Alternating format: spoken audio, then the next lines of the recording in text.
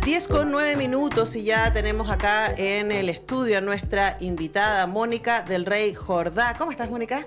Muy bien, encantada de estar aquí contigo, Antonella. Bueno, muchas gracias por acompañarnos acá en el programa. Mónica es artista y audiovisualista y una de las directoras del estremecedor documental Sacar a la Luz, la memoria de las rapadas. Y solo les voy a leer el resumen, porque yo tampoco he tenido la posibilidad de verla ahí, pero fíjense en este sinopsis.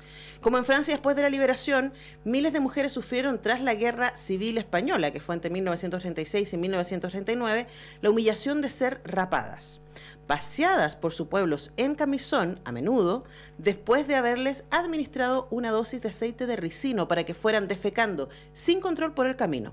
Su único delito fue ser esposas, hijas o novias de republicanos, simpatizar con la causa o tratar de ganarse la vida con extraperlo. Eso me lo vas a explicar, porque no conozco esa palabra.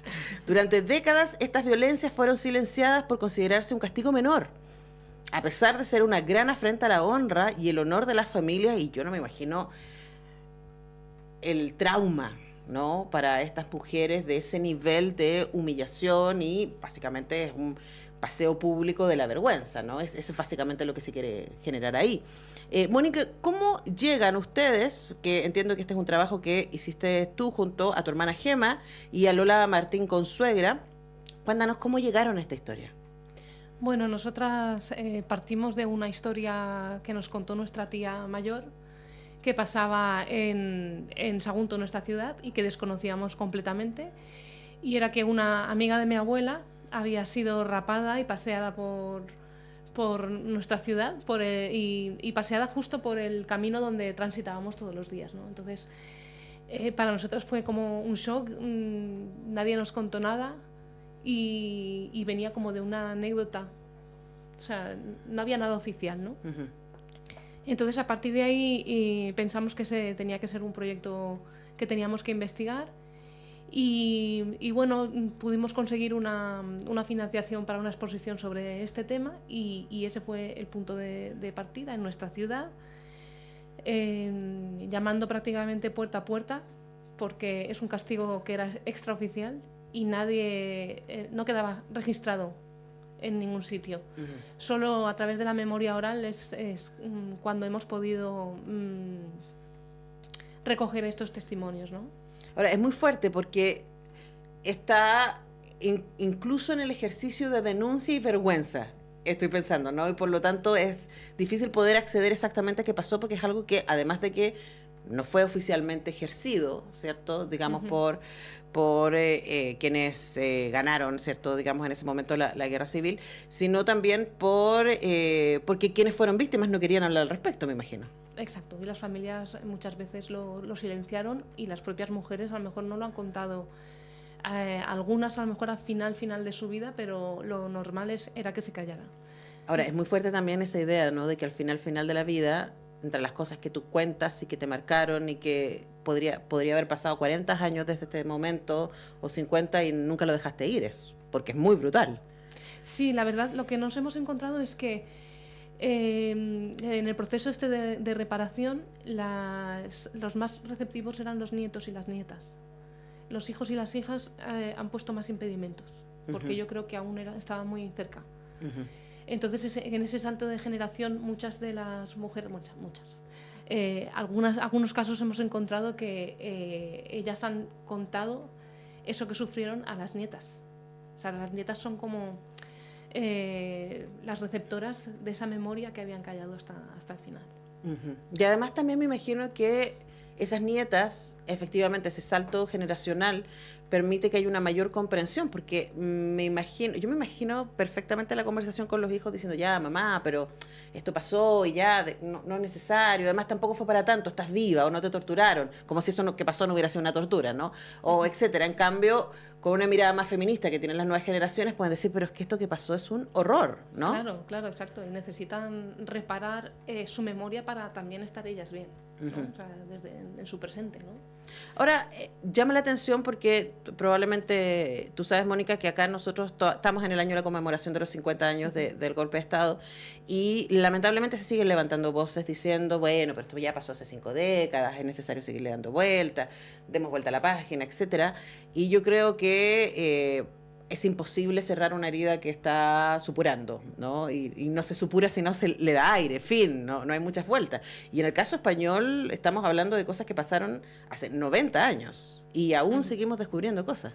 Sí, sí, la verdad es que es alucinante porque además en cada sitio que a lo mejor vamos proyectando la película, o sea, se acerca a la gente, o sea, hay una necesidad de decir, mira, esto también le pasó a mi abuela, a mi tía, a mi madre.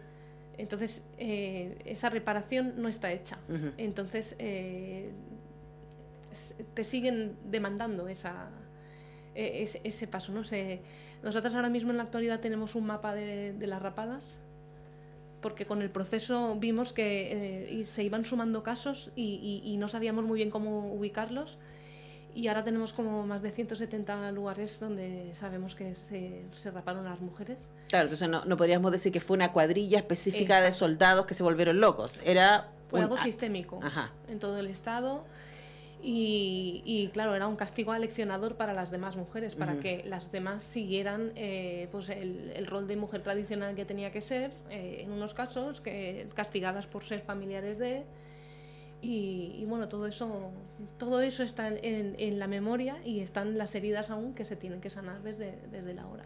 Es lo que se pretende con el documental. Ahora, es muy interesante porque aquí hablamos de, como tú dices, un castigo leccionador y ejemplificador, pero también que se suma a otros, ¿no? Estoy pensando, si estas mujeres fueron sancionadas, castigadas, puestas en vergüenza, ¿no? En un momento específico, porque hablamos entonces de este caminar de la vergüenza, que es interesante porque en general es sobre mujeres, no sobre hombres, la caminata de la vergüenza, ¿no? Algún caso de hombres hay, pero no es tan relevante, ¿no? Claro, y además el tema de ser rapada es un acto también que tiene que ver con el honor y estamos hablando de los años, finales de los años 30, principios de los 40, entonces también cuando... Mónica, tú tienes el pelo corto, ¿cierto? Y hoy día las mujeres podemos escoger eso, sí, es nuestra decisión, ¿no? Pero en esa época, tener el pelo corto era una cosa rarísima, era un problema, literalmente. Y era un mensaje también, o sea, me imagino que esas mujeres después para siempre con pañuelo, con sombrero. Sí, muchas de ellas o se recluían en casa hasta que les crecía el pelo, o llevaban pañuelo, pero ya si llevabas pañuelo... Era sabes sospechosa. Que, sí. Hace poco nos mandaron un testimonio que una mujer... con el pelo que le habían cortado, se hizo en el pañuelo, se cosió parte del pelo para que simulara que tenía pelo debajo. Que tenía una chaquilla o algo. Exacto. Pero bueno, también encontramos casos de mujeres que se enfrentaron en esos momentos con frases que eran muy valientes, ¿no? Pues por ejemplo... una mujer que le decía a un cura por la calle, pero ¿por qué no te tapas la cabeza? ¿Por qué no te pones un pañuelo? Y ella le decía, para que la gente sepa que por aquí ha pasado el fascismo. Entonces también tenemos esas... yo creo que se vivió de dos maneras dependiendo de cómo eran esas mujeres, ¿no? Y algunas de esas tenían unas frases magníficas, ¿no? O como aquella que le raparon en Higueruelas por Valencia Interior, que decía, bueno, ¿cuánto les debo? Y decía, bueno, no, nada, no. Sí, vale, pues muchas gracias, que bien fresca que voy, ¿no? O algunas de ellas que ya, a partir de ese corte de pelo, ya nunca se dejaron el pelo largo. Ahora, eso es, o sea, estoy pensando qué carácter esas mujeres tremendas. Sí. Pero además estoy pensando que ese gesto aleccionador iba exactamente para... digamos, alienar a esas mujeres respecto al modelo femenino que el franquismo quiso imponer. Yo me acuerdo haber tenido una clase en el doctorado exactamente analizando este decálogo que tenía, que creó la hermana de Franco, para poder mostrar a las mujeres cómo ser una buena mujer.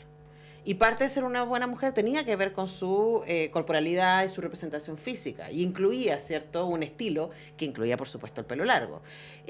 Entonces, claro, estamos diciendo que estas son malas mujeres. Malas mujeres por haber amado, estar vinculadas, por tener un hermano, un hijo, un esposo, un amigo incluso, que estuvo contra el fascismo. Pero además yo pienso ese dolor sobre el cuerpo, ¿cierto? Esa tortura, esa vergüenza, está sumada al otro dolor, mucho más permanente, que es la pérdida de tu ser querido y de la democracia, ni más ni menos. Sí. Bueno, te refieres creo que a Pilar Primo de Rivera. Sí, claro, exactamente. Sí, bueno, el franquismo se dedicó a marcar mucho cómo tenía que ser una mujer y qué es lo que qué valores tenía que cumplir y todo lo que se salía de ese rol pues era castigado, ¿no? Ahora, lo interesante, y yo le contaba a Mónica que, claro, en nuestro país cuando usamos la palabra republicano es un poco confuso hoy día, porque lamentablemente es una palabra que encarna, diríamos, como si las palabras pudieran encarnar, ¿no? Una imagen y un ideario que tiene que ver con la democracia, que tiene que ver con la equidad, que tiene que ver con la justicia, ¿no? Y en Chile ha sido tomado por un partido que va en contra exactamente de esos valores, que es un partido elitista, que es un partido que celebra el pinochetismo y con todo lo que eso significa, ¿no? Y quería preguntarte, a propósito de que en Chile el partido de ultraderecha, ultraconservador, se llama Republicanos, a propósito de que en Argentina acaba de ganar alguien que comparte esos mismos valores. De hecho, cuando Milei ha venido a Chile, ha venido invitado por republicanos. O sea, son todos primos hermanos. También ustedes lo están teniendo en España con Vox, ¿cierto? Hay una arremetida de las ultraderechas superconservadoras a nivel mundial, ¿no? Y quería preguntarte, Mónica, desde ahí, ¿cómo sientes que el documental que ustedes hicieron, La memoria de las rapadas, puede ayudarnos a poner en contexto también lo que puede pasar cuando el fascismo se toma el poder ilimitadamente? ¿Qué es lo que hacen? Bueno, yo vengo de Valencia y justamente esta semana se cesó al director de un centro de arte, que es José Luis Pérez Pont, que realmente ha hecho un trabajo maravilloso durante ¿Se cesó? ¿Se lo sacó? ¿Se despidió? Sí, y se ha puesto a una persona de Vox. Y bueno, en eso están, ¿no? O sea, van a eliminar todo aquello que pueda generar pensamiento crítico, que pueda generar cultura, porque lo ven como un enemigo, la cultura. O sea, porque la memoria, o sea, un trabajo como el de ustedes, sí, que inicialmente parte de un fondo para una exhibición imposible de... Entonces, ahora mismo, en tema institucional, por ejemplo, en Madrid está muy complicado proyectar la película. Intentamos en muchos centros, pero en este septiembre tuvimos una exposición allí, la exposición de las rapadas, y queríamos hacer en paralelo estas proyecciones de la película. Fue realmente imposible proyectarlo en algún sitio institucional. Entonces, ¡qué difícil! Es muy complicado. Yo creo que es más sencillo venir aquí a Latinoamérica. Pero que también, y ahí por supuesto, nuestros aplausos y cariño para la gente del Centro Cultural de España, que es un centro institucional también, pero que también tiene un compromiso de hecho, ahora mismo, durante estos meses, han estado haciendo una serie de actividades vinculadas con memoria, tanto con lo que sucedió en España como conversando con lo que sucedió en Chile, ¿no? Y claro, es una locura que sea más fácil mostrarlo lejos. Sí, a ver, yo me refiero también institucionalmente pues en el Ayuntamiento de Madrid y en la Comunidad de Madrid, ¿no? A nivel de Gobierno de España sí que estamos teniendo apoyo, porque además el año pasado tuvimos dos subvenciones para seguir investigando el tema de las rapadas y para mostrar la exposición en Madrid, y este año nos la acaban de volver a revalidar, ¿no? Esta ayuda para seguir investigando las rapadas desde el Ministerio de la Presidencia, Relaciones con las Cortes y Memoria Democrática, ¿no? Desde ahí se nos ha dado otra vez esta oportunidad, ¿no? De poder seguir el trabajo, porque si no lo hacemos desde aquí, ya el próximo paso es Europa. Claro, bueno, es tremendo, y claro, cuando dices hay una separación ahí entre el Ayuntamiento de Madrid, que está en manos más conservadoras, con el gobierno, que tampoco la ha tenido tan fácil, ahí uno ve finalmente qué es lo que está en juego, ¿no? Y cuando uno dice, bueno, es así de simple, los grupos ultraconservadores no van a querer que reconozcamos la memoria, porque en la memoria vemos a dónde ha llevado a nuestros pueblos sus valores, ni más ni menos, y no son buenas noticias. No, la verdad que no. Bueno, yo quería agradecer también, ya que has hecho mención, ¿no?, al Centro Cultural de España aquí en Chile, por habernos traído, también al Museo de la Memoria, ¿no?, por contar con nuestra obra, y yo creo que ya nos sentimos privilegiadas de poder mostrar esta realidad que pasó y que está totalmente silenciada.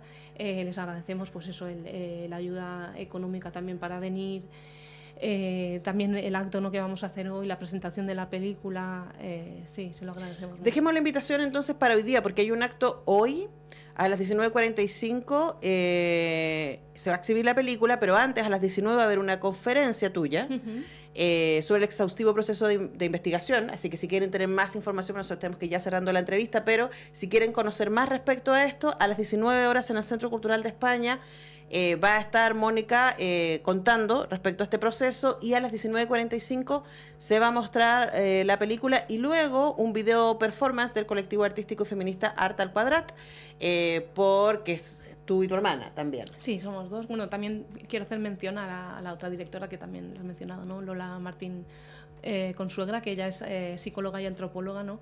Y con respecto a solo un apunte que me habías dicho, lo del extraperlo.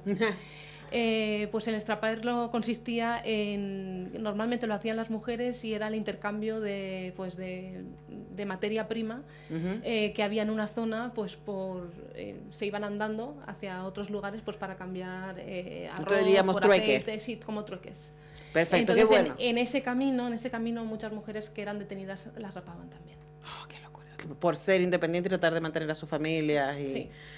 Bueno, es una historia terrible, es una historia que hay que conocer. Hoy día a las 19 horas en el Centro Cultural de España van a poder encontrarse con Mónica del Rey Jordá, quien ha conversado con nosotros, y una de las directoras de Sacar a la Luz, la memoria de las rapadas, que se va a exhibir también hoy desde las 19:45 en el Centro Cultural de España, que está acá en Providencia, saliendo del Metro Salvador. Imposible perderse, ahí entre Rafael Cañas y Huelén se van a encontrar con el Centro Cultural de España.